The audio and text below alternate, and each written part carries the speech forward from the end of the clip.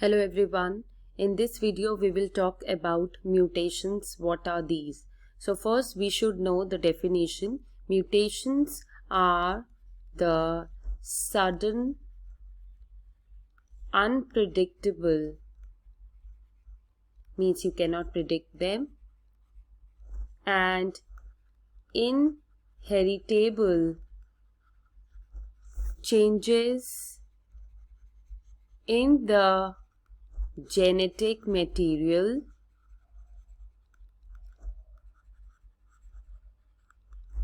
of an individual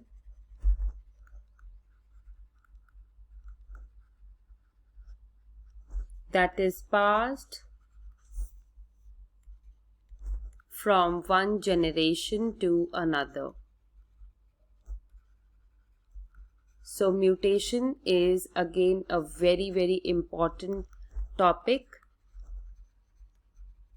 Now the changes which could happen during the mutation in the genetic material, they could happen in the chromosome number, chromosome structure, and even in the genes.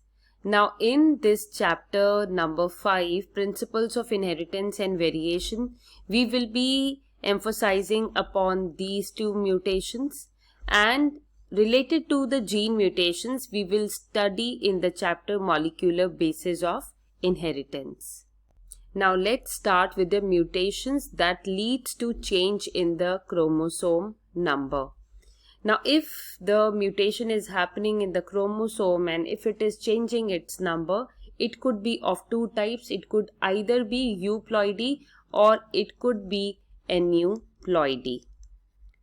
Euploidy means the chromosome sets would be getting affected. Normally you have seen that an individual could either be monoploid or it could be diploid. Let's learn with an example. Suppose an organism has 4 chromosome number in its somatic cells. So in its somatic cells means the 2n condition, the diploid condition is given to us. Diploid means the chromosome will be present in the sets. So these 4 chromosomes will be represented like this, and there will be 2 sets, right? This is the 2n condition. See, 2 sets are there. If we are talking about monoploid condition, it will be represented like this. Only 1 set will be there. Means half the chromosome number is there in comparison to this, and this condition is known as haploid, which is seen in the gametes of human being. So such condition is known as monoploid, where only single set of chromosomes are there. But in diploid, as you have seen here, 2 sets of chromosomes are there. What are euploids? In euploids, the chromosome sets, they get increased altogether. Means if you could see a triploid individual, triploid is a type of euploid. So the chromosome sets will increase by 3. So in place of 2, suppose mutation happens in this individual, right? So its triploid will be like this. Means every chromosome will be repeated how many times? 3 times. So this is the triploid, and triploid is a type of euploidy, right? Similarly, tetraploid, pentaploid, hexaploid, they can also happen. Now such ploidy level is generally seen in the plants. In the case of human beings, they don't survive if such kind of changes they occur in the chromosomes, sets rather, right? So in euploidy, the changes happens in the chromosome set. The chromosome set increases altogether. The normal chromosome sets are 1 or 2, but if they increase to 3, 4, 5, 6 and so on, it is known as triploidy, tetraploidy, pentaploidy and hexaploidy respectively, right? The another term is aneuploidy. Aneuploidy refers to change in the chromosome number. Means the chromosome set will not be increased overall, but the chromosome number will be affected. So aneuploidy is again of two types. It could be hypoploidy, means the chromosome number is going to get decreased because hypo always means less, or the chromosome number may increase. If it is increasing, then we will use the term hyperploidy. Hyper means more. Now in hypoploidy, as the chromosome number is decreasing, it is again of two types. It could be monosomy or it could be nullisomy. Now what is monosomy? Mono means single. So if the normal individual is diploid, suppose any human being has 46 chromosomes number, but due to some errors in the cell division, one chromosome has been lost and that individual has 45 chromosomes in all the body cells. That means one chromosome has been reduced, so we will call that individual as monosomic individual, and the representation will be 2n-1 because one chromosome is less in each cell of the body. However, in nullisomy, the homologous chromosomes will be lost. So that is why we are writing it as 2n-2.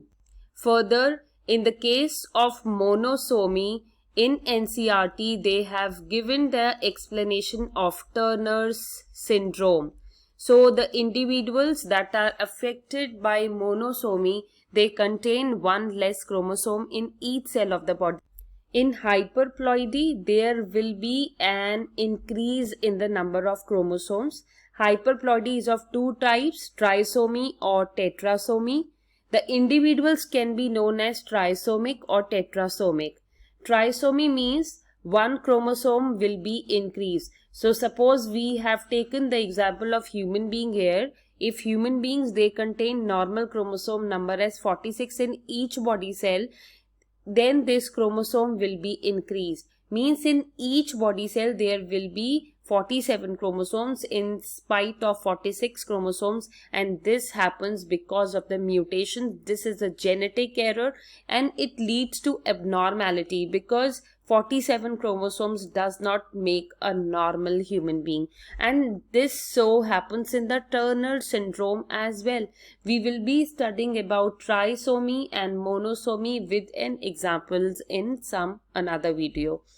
Tetrasomy is a condition where the chromosome number will be gained by 2, right? In nullisomy, it was just the opposite of tetrasomy. There was a loss of 2 chromosomes. In tetrasomy, there is a gain of 2 chromosomes. That's all for the chromosome number changes. We are heading towards now the mutation that results in the change of the chromosome structure. You know that chromosomes are the structures that are generally visible in a cell whenever a cell is dividing, either by meiosis or by mitosis. Otherwise, when the cell is not dividing, it is like chromatin, which is always seen. Now, if the change in the structure of chromosome is there, then these are the 4 points which could be applied. Means the structure might have undergone deletion or inversion or translocation or duplication. As the name itself is making a sense here, a certain portion of the chromosome will be deleted. Means, suppose this is the centromere and these are the chromatids which I am showing you right now. Suppose these are the genes which are located on this chromosome. Now deletion means, suppose a break occurs here in this form. Now what would happen due to this break? This will remain the centromere. You can see now the chromosome has become short because of the loss of this B gene. So deletion means a certain portion of the chromosome will be deleted As a result, there will be a permanent loss of that genes, and this will make the chromosome shorter. Now, inversion means, suppose this is again your chromosome, and these are the genes which are located on it, right? Inversion means a certain fragment will be broken and then it will get invert and then it will attach. So if inversion is going to happen, then these will remain intact, but the genes C and D, there is a break between them. D will attach on the upper side, C at the bottom, and E will remain at its exact place where it was earlier. So you can compare here, C and D, they were here, and see here, they are there, but they are in the inverted position. So the gene position has been changed due to inversion phenomena, which is a type of mutation. Now the next type of mutation is change in the chromosome structure, and it is translocation. Translocation means, suppose again this is the chromosome and these are the genes on it. Suppose the break happens again between the C and the D, and we have another chromosome as FGH. Means this is a smaller chromosome which just have 3 genes on it. Now this broken part will go to the another chromosome. That's why this will become like this, means it will have genes A, B and just E on it. See, here the length is more, here the length is shorter. And of course, when C and D will join the another chromosome, suppose they have joined here, this chromosome has become extra long, because earlier it was not containing genes C and D on it, but now it has. So translocation affects the length of the chromosome.